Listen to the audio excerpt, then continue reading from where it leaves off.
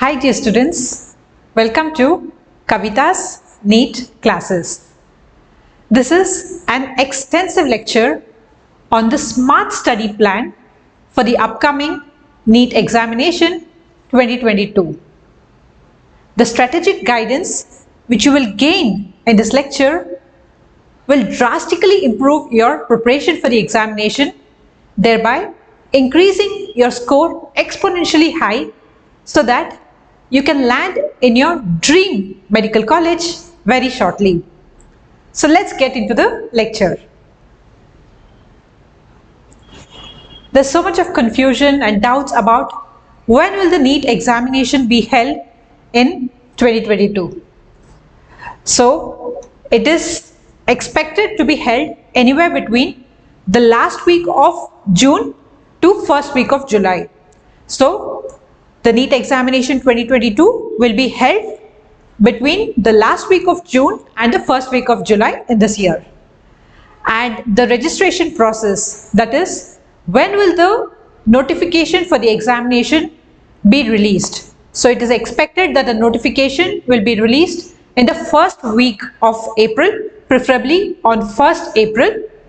And when the notification is released, you can visit the website of the National Testing Agency. You can log into neet.nta.nic.in and you can fill in your application and submit the same. So when the application form is released, I will be making another lecture giving you thorough guidelines on how to fill the application form properly. Now, we know that already we are left with not very little time, but at least sufficient time to prepare for the examination, because I already told you the examination will be held either in the last week of June or in the first week of July. So even if you miss out few days in March, considering that you begin your preparation from 1st of April, you still have complete 1 month of April, 1 complete month of May, and then some more time in June. So even if the exam is in last week of June or in the first week of July, very comfortably, even if you begin from April 1st, you have a good amount of 75 days for your preparation. So now, do not underestimate the power of these 75 days. It is very, very crucial and it is very important. Even if you have been negligent or you did not concentrate much on your preparation from the last 2 years or even from past few months, do not worry. 75 days is a very good sufficient amount of time for you to begin the preparation and still score a very high score. Okay, so in this lecture I will be giving you how to cover the entire syllabus in a smart way. So since we are left with very little time, we do not have any scope for hard work over here. Instead, we should do some smart work using which we can score very high marks in the short duration of time which we have. And that is the difference between smart study and hard work. So now it is the right time for you to do smart work instead of hard work. So what do we mean by smart work? How do we cover the entire syllabus in such a short span of just around 75 days? We shall be discussing that in this lecture. First, few basics of the examination. So we know that the NEET examination is conducted by the National Testing Agency and this is the official website.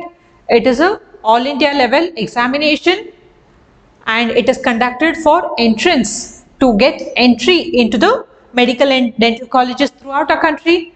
The mode of examination is offline and it is a examination of multiple choice questions. So in this examination, you will not be expected to write any answers like how you write in your board examinations, 1 mark questions, 2 mark questions, 3 mark questions. No, it is a objective type examination. It is a multiple choice question type of examination wherein you will have a question followed by 4 answers and you will have to choose the right answer option among the 4 options that is available and you have to mark it in the OMR sheet that is provided to you. So it is a multiple choice question pattern of examination and the duration is for 3 hours and the total marks which you can score in this examination is 720 marks. So in the NEET examination, we have 3 subjects, isn't it? So all those 3 subjects compiled together makes 720 marks. Each correct question carries 4 marks. And if you mark the right answer, you are awarded with 4 marks. And if you mark the wrong answer, there will be a negative marking of 1 mark. Okay. Now, so we have 3 subjects which comprise the NEET examination. One is physics,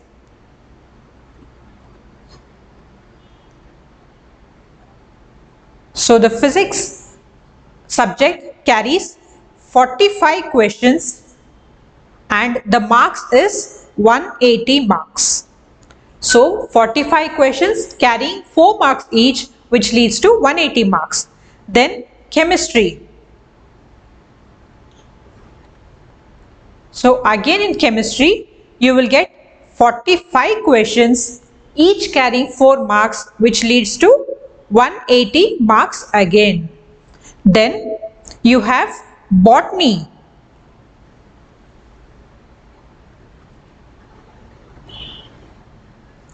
Again in botany you have 45 questions, each question carrying 4 marks, which leads to 180 marks. Similarly in zoology, that is, so overall if you see,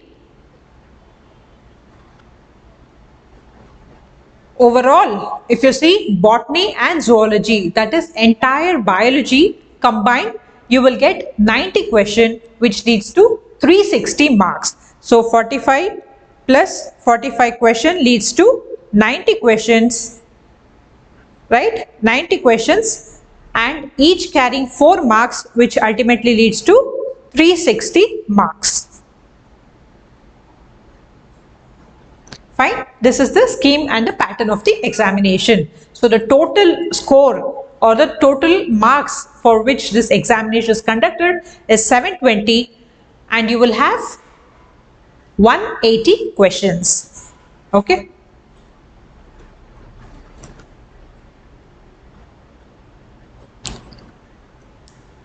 Now, what do we mean by smart study? We know that the syllabus of the NEET examination is similar or it is exactly same as the syllabus of the NCERT textbooks of CBSE board, isn't it? So if you look into the syllabus of botany or zoology, you can find that it is exactly similar to the 11th standard NCERT textbook and 12th standard NCERT textbook. So in 11th standard NCERT textbook, you can find that there are 22 chapters. This is the 11th standard syllabus. Here you can see totally you have 22 chapters. Same way, if you check the syllabus of the 12th standard NCERT, you can find that there are 16 chapters, right? So overall you have 22 chapters in class 11 syllabus. You have 22 chapters and in class 12 NCERT you have 16 chapters. So overall if you see, we have 38 chapters in total. Now whatever guidance I am giving you will be with respect to biology. However, you can also apply the same strategy to your other subject like physics and chemistry also. I am explaining it with respect to biology alone. However, you can still apply all these strategies to physics, chemistry and even for maths as well, to any subject and even for other examination like IIT, JEE and so on. So now we have a total of 38 chapters in NEET biology. So is it necessary that we need to dedicate sufficient amount of time to all the 38 chapters? No. If you are spending the same amount of time for all the chapters, then it will not help you score very high in the short duration of time. So what you need to do here is, you need to think strategically. You need to plan out and analyze which are the most important chapters for which you should focus more and which are the chapters which are having less weightage for which you should focus less. Now let's get into the charts. Here you can see this is the chart of botany chapter wise weightage including both class 11 and 12th syllabus. So if you see in botany syllabus we have various chapters or various units like diversity in living world, cell structure and function, plant physiology, genetics and evolution, ecology and environment and so on. So it is not necessary that we need to spend equal amount of time for all of these chapters. If you check the previous year question papers, you can identify that the plant physiology chapter and the genetics and evolution chapter carry the most weightage in botany.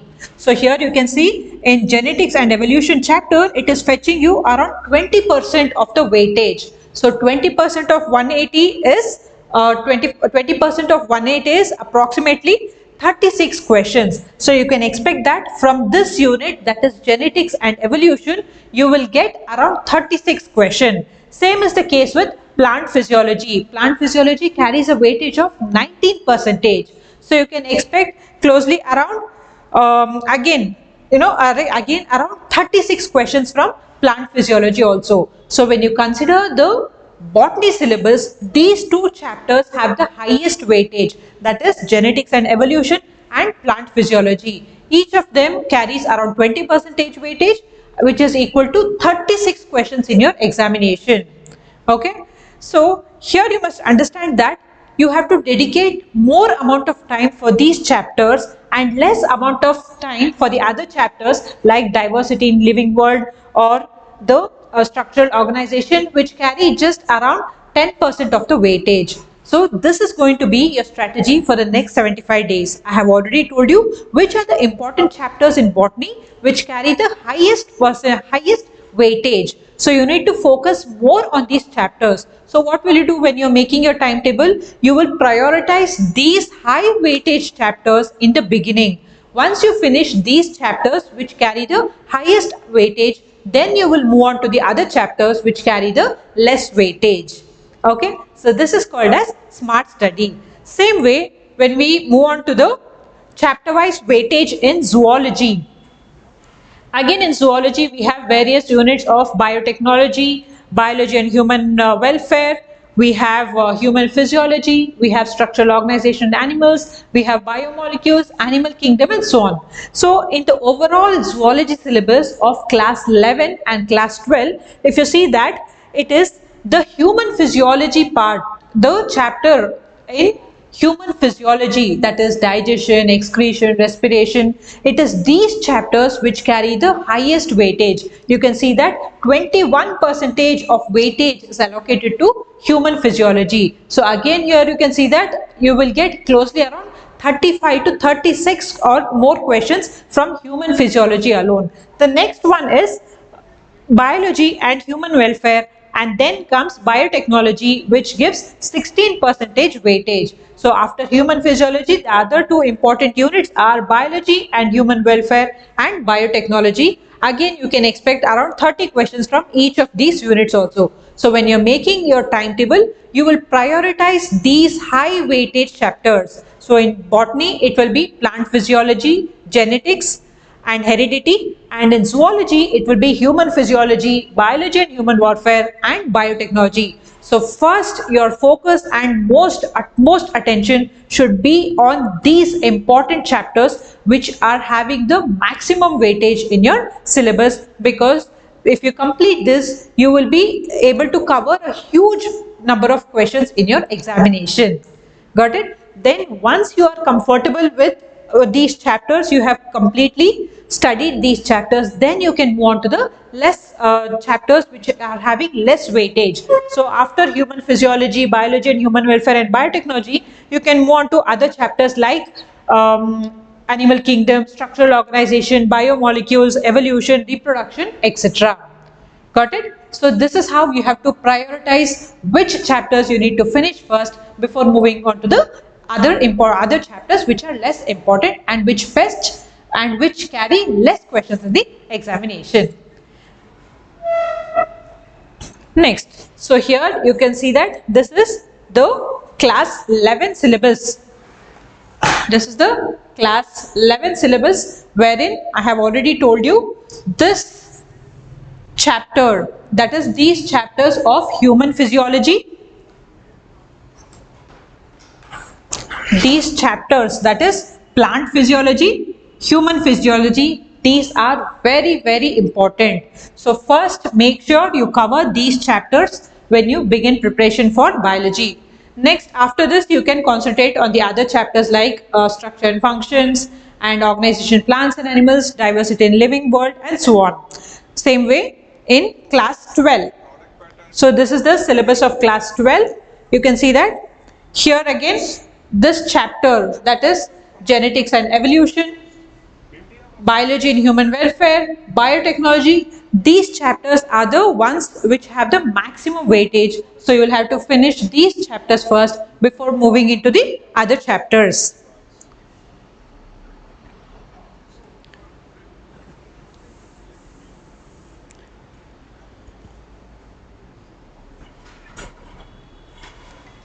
Fine. So now that you know what is the weightage, that is a chapter-wise weightage of both botany and zoology in class 11 as well as class 12. Now I will tell you how to make a timetable. So it is very easy for me to make a standard timetable and provide it to you. Saying in the 75 days, I can cover the entire syllabus of botany and zoology. Saying on day number 1, you will cover this chapter, or day number 2, you will cover this chapter, and so on. But please understand, a timetable has to be something which has to be made personally by you, because every student is unique, every student is different. Some students will be capable of finishing a particular chapter much earlier than the other chapters. Some students might require 2 hours to complete a particular chapter, whereas some other students might require 4 or 5 hours to complete the same chapter. So a universal timetable for all the students is definitely not something which you must look up to. No matter whoever provides you the timetable, it is definitely not going to help you.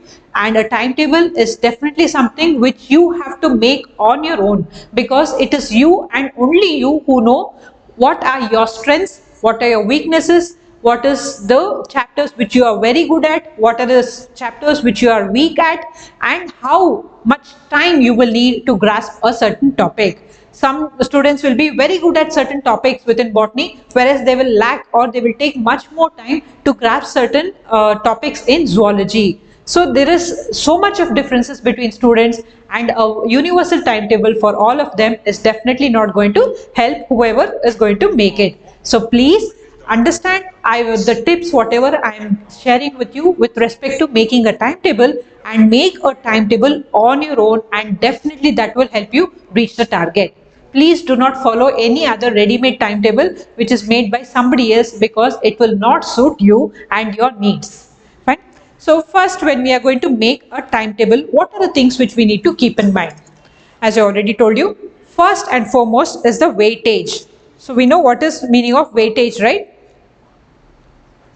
First and foremost, what we need to keep in mind is weightage. So that is, what are the chapters which are most important, from which you can expect the maximum number of questions in the examination. So those chapters should be covered first, and then the next least important chapter should be covered. So in your timetable which you are making, be it a timetable which you make for a month or for a week, make sure that in the first week itself you are beginning with the chapters which have the maximum weightage, and then it goes on in the decreasing order. So this should be your first point when you're making a timetable.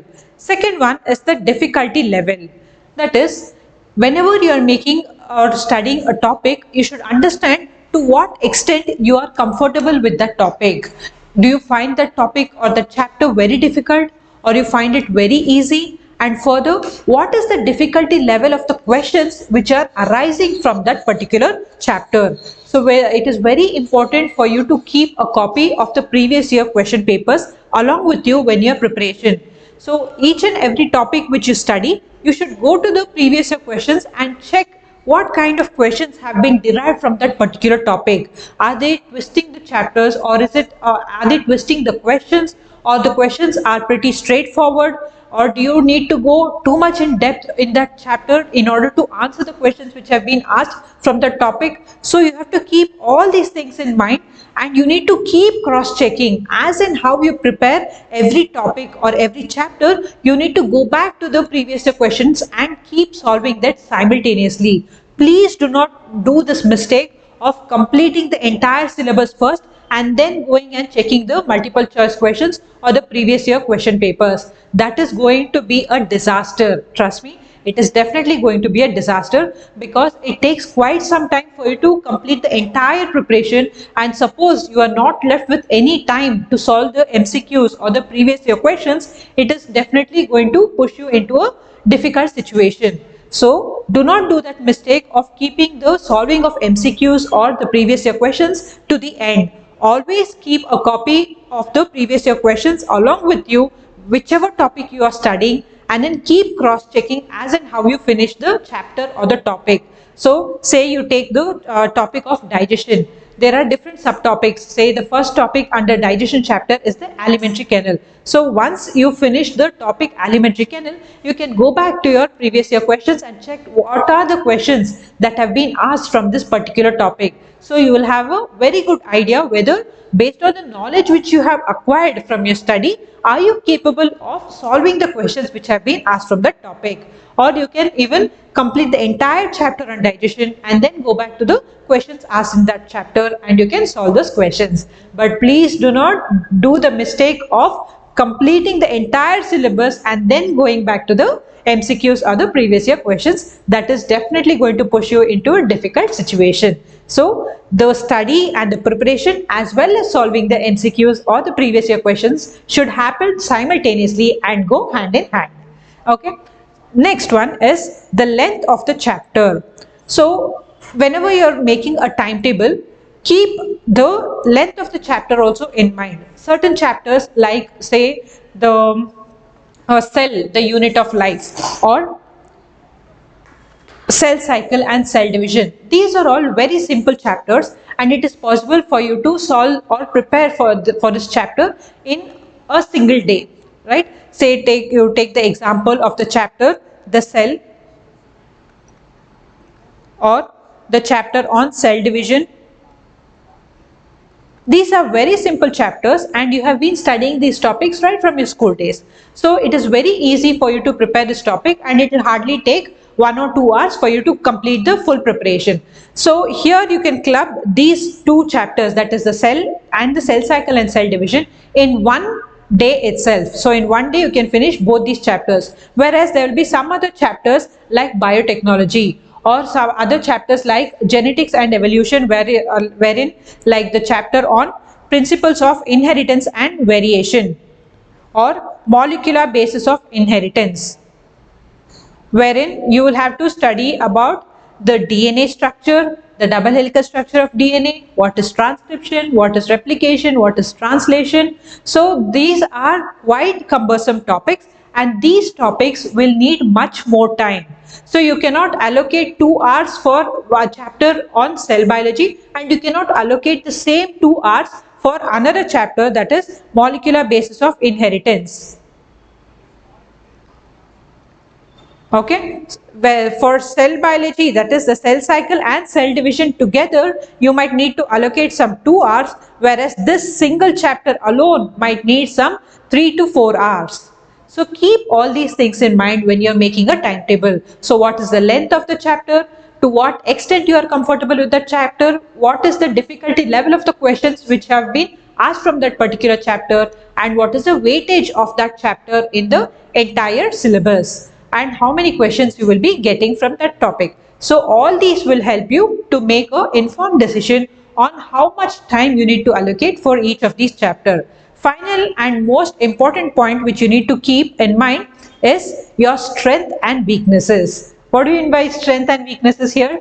See, again I'll tell you, not every student has the same not every student has the same level of understanding of certain topics, and not every student can grasp a particular topic or a particular chapter in a certain point of time. As I already told you, some students will be exceptionally very good in particular topics or particular subject. Say some student will be very good in solving the questions in physics and chemistry, whereas they might find it difficult to solve the questions in biology. Or some student might be very good in solving questions on zoology, especially on animal physiology, whereas they might find difficulty on the chapters like biotechnology. So it entirely depends on which topics and which chapters you are very good at. So you can allocate less time for the chapters which you are very good at, and you can allocate from some extra time for the chapters which you are in weak, or which you consider that you are not very good at and you need to study much more in depth, or you need to spend more time for those topics. So for those topics you can allocate more time, and for the topics which you are very good at you can allocate less time. So keeping all these important points, you have to make the best timetable which is most effective for you, and this will definitely help you in completing the syllabus in a smart way and also achieve you score well. However, please do not go by some timetable randomly prepared by someone without keeping any of these topics in consideration. Next. So, within the timetable also, say you have a chart like this wherein you have allocated different spaces for different days of the week, Monday, Tuesday, Wednesday, and so on. You have to keep in mind that please do not study one single subject at a stretch, be it physics or chemistry or biology or even botany or zoology. Say you today, if you are going to make a timetable for Monday, right? So you have to take a topic here in physics. So one topic from physics, one topic from chemistry, and one topic from botany, and one topic from zoology.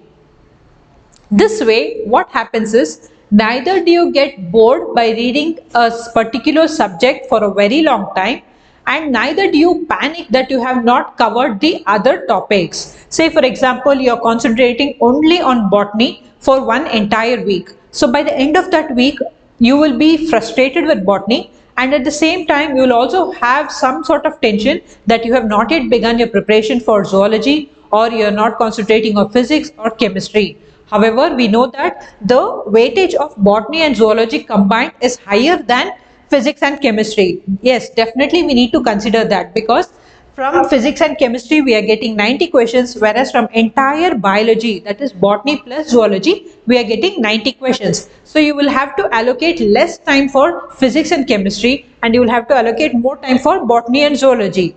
But even there, suppose you are weak in botany, suppose you are weak in physics or chemistry, and you find that you need more time to solve the equations or the formulas, then you will probably have to allocate equal time itself. So again, I'll tell you, it entirely depends on your strength and weaknesses. However, what I'm trying to tell you is, do not hold on to one subject for a very long time, because on one hand it will create boredom, and on the other hand you will also start worrying about the other subjects which you have not covered. So make sure that you cover a part of each of these subjects on a daily basis, and the amount of hours which you are going to dedicate for each of these depends on what subjects you are strong in, what topics you are strong in, and how much weightage they carry.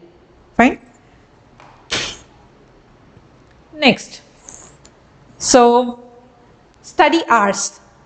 So many students have this common question about how many hours should we study. Some students will say, I study just for 3 to 4 hours in a day, whereas some students, you can hear them saying, I've studied close to 10 hours a day or 12 hours a day.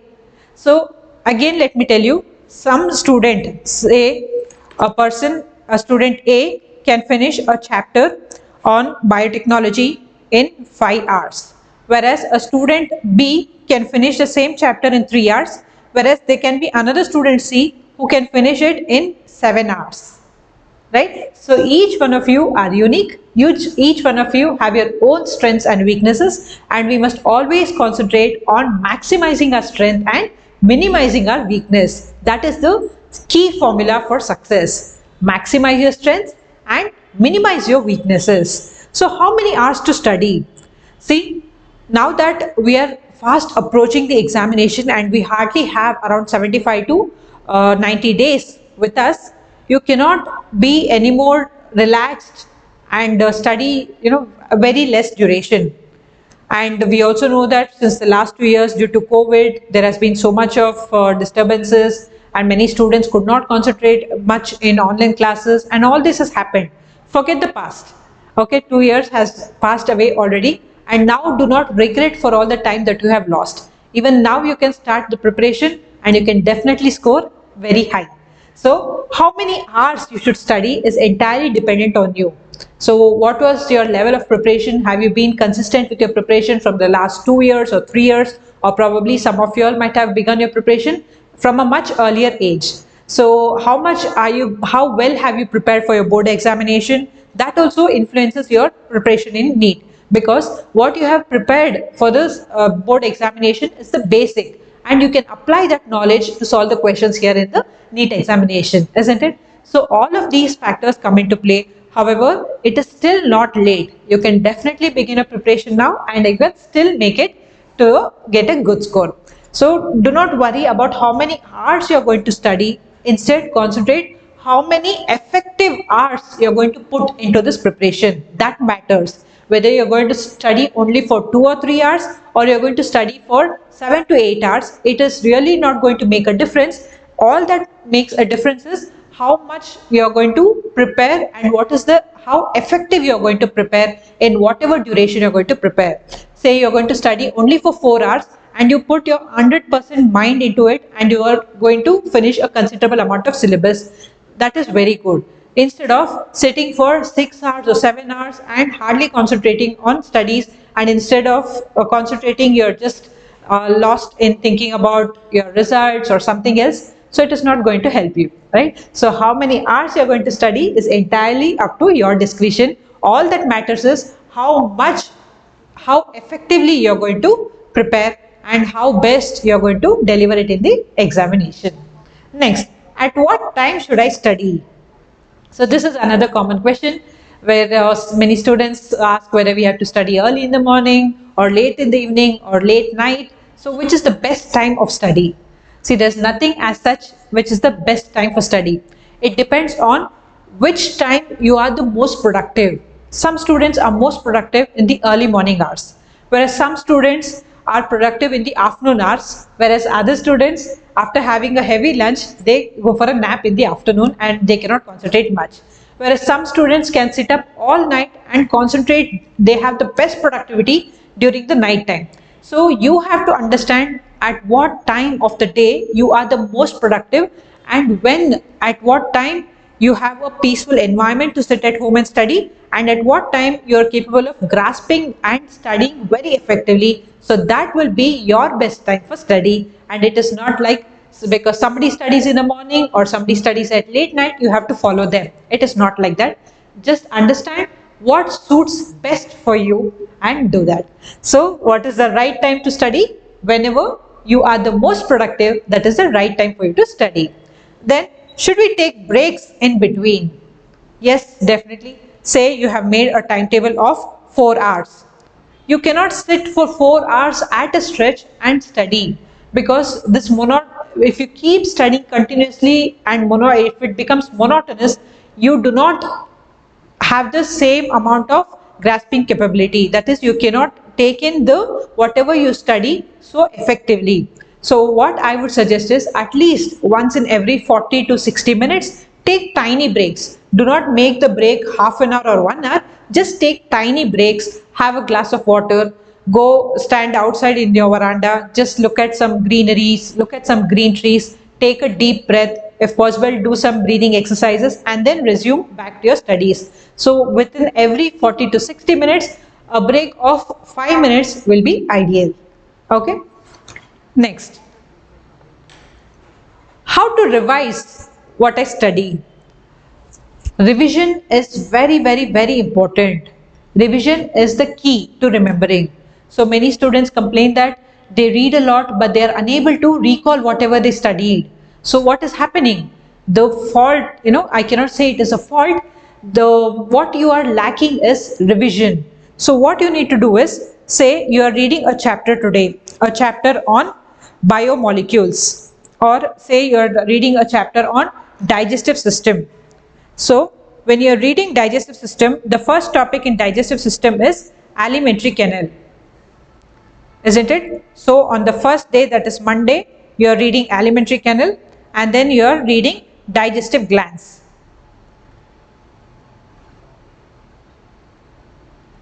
Then today's timetable, you had fixed these two topics, that is in the digestive system chapter, I will be reading alimentary canal and digestive glands. So the next day, that is Tuesday, you will be continuing with the same chapter, but the other topics like digestion of food,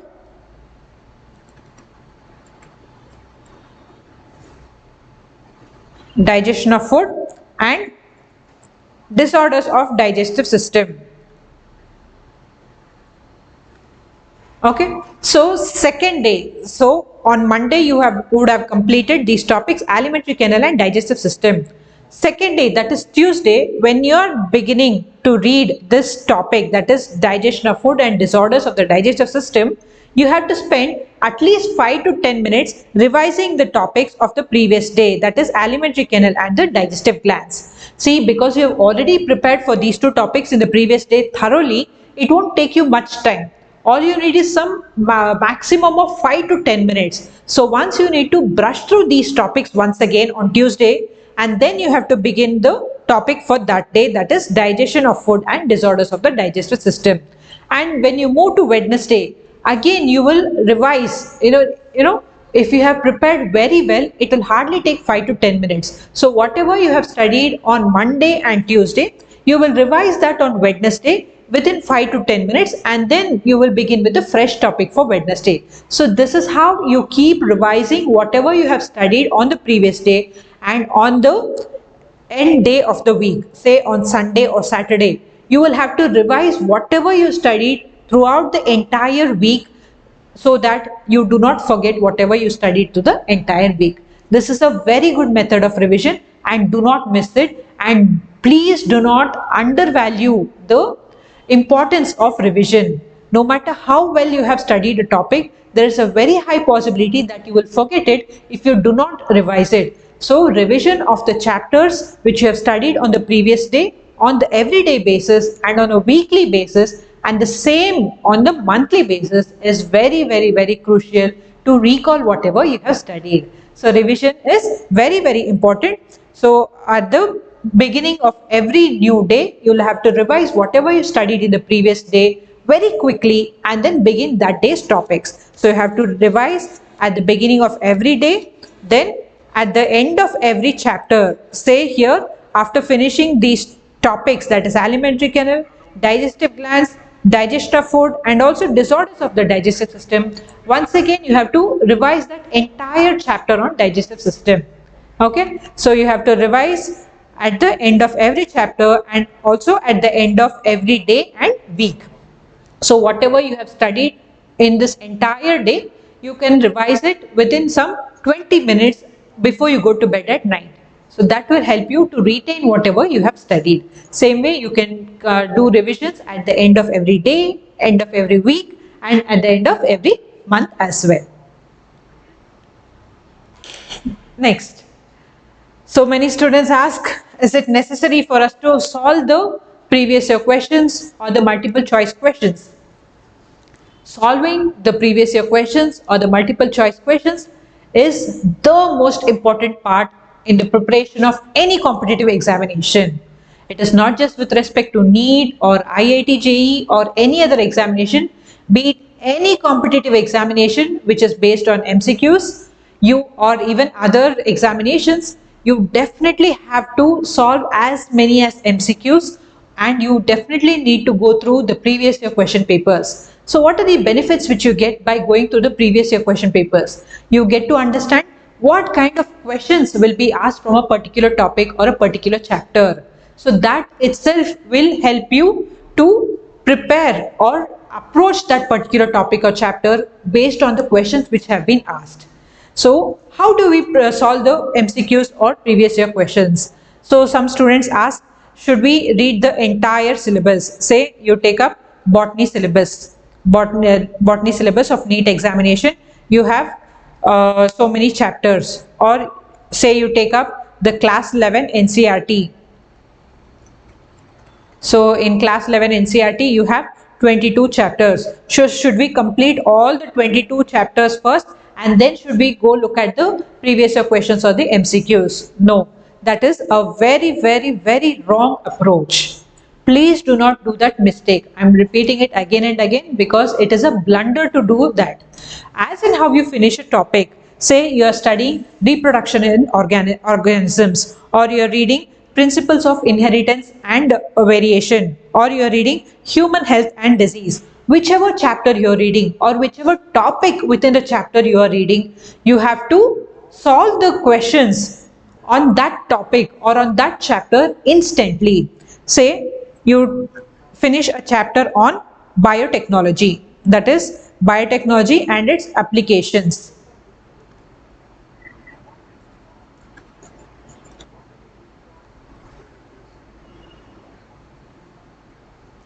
Biotechnology and its applications.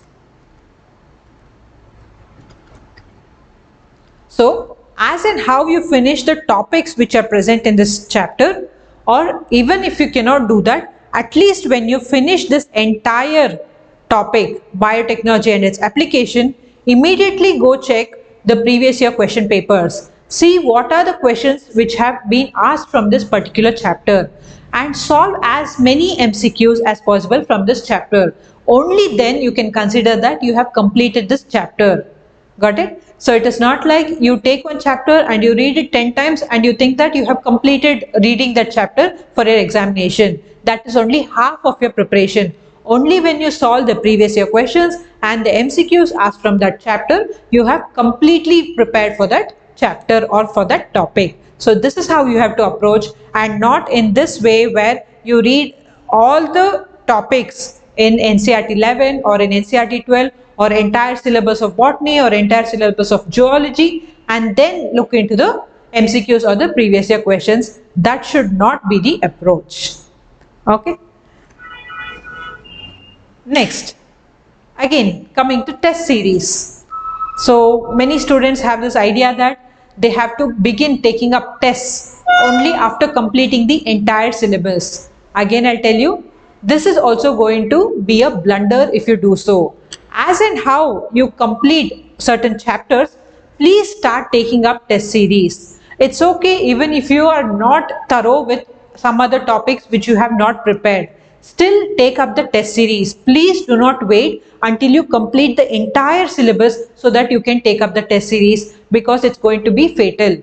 Say you take a very long time to complete the entire syllabus and you're left with only 2 or 3 days prior to the examination and you're not able to take up any test. It is definitely going to hamper your hamper your hamper how you are going to approach the examination and how much score you are going to get, isn't it? So please do not do that mistake. Always take test series along with your preparation. So understand this, the more you sweat in practice, the less you bleed in battle, isn't it? So the more number of MCQs you solve, the more number of previous year questions you have solved, you will definitely have a better understanding of the questions and you will be able to get the right answers in the examination very easily, instead of simply reading the syllabus again and again and again without solving the MCQs. Again, one more thing which you have to keep in mind is, suppose you get a less score in your test series. Please do not get disheartened. Please be happy that you have been capable of approaching those questions wherein you did not know the answer. So now you know that you are weak in these topics and you can work more on those topics so that the same thing does not happen in your final examination. Say for example, you fear taking up test series because you get very less score. So you do not take test series at all, and finally on the day of examination, when you look at your question paper, you are not able to solve many questions. It is definitely going to cost you 1 more year of your life.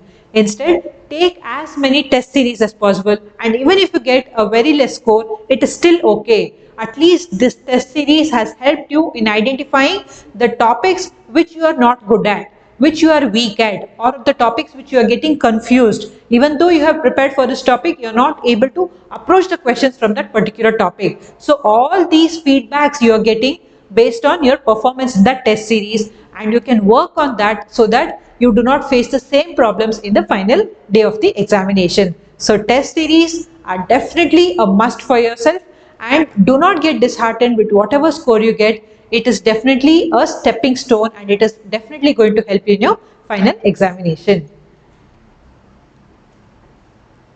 Next, coming to few commonly asked questions by students. So some of them are still in a dilemma, asking whether it is possible for me to prepare or begin my preparation right now when I have very less time that is left, and still can I crack the examination. So let me tell you, many of your friends would have told you that they started their preparation from 3 years or 4 years, or from past 2 years, that is from 11th and 12th, and so on. So if suppose you have not been very serious about your preparation from the last 2 years or so, due to various reasons, COVID was one of the reasons, but even otherwise there would have been many other reasons due to which possibly you might not have been able to have a consistent preparation for your examination. So now the question you might have in your mind is it still possible for me to prepare for the exam in such a short duration and still crack the exam and get a very good score so that I can land in my dream medical college? I'll tell you, trust me, it is definitely possible for you to prepare in this short duration which you still have. Please do not give up at this time. You still have a considerable, at least 75 to 90 days, and this is a very, very good time for you to still begin, and you can get a very good score. Okay, so just do not regret all the time that you has gone. Remember that nobody can go back and start a new beginning, but anyone can start today and you can still make a new ending. Keep this in mind. Today is never too late. You can still begin today and you can still make it to the top score. All you need is smart study. Keep all these points which we have discussed in this lecture in mind.